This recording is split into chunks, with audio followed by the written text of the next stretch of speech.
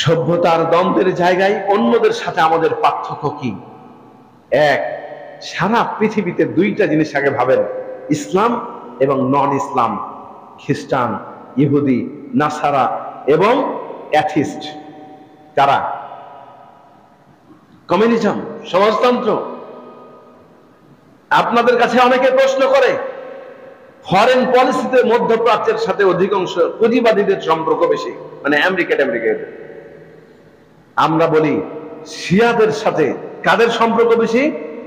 সমাজতন্ত্রের। দুটাই খারাপ, কিন্তু খারাপের চাইতে কোনটা বেশি খারাপ? সমাজতন্ত্র আরো বেশি খারাপ।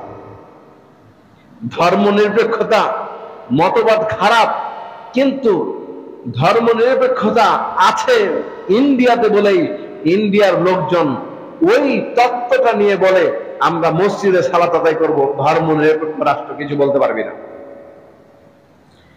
আমেরিকায় ধর্ম সেকুলারিজম আছে বলে 2% মুসলিম হয়ে মসজিদের পাশে পাহারা দেয় ওখানকার খ্রিস্টান পুলিশ, যে এরা কি ইবাদত করতে পারবে, কেউ আক্রমণ করতে পারবে না।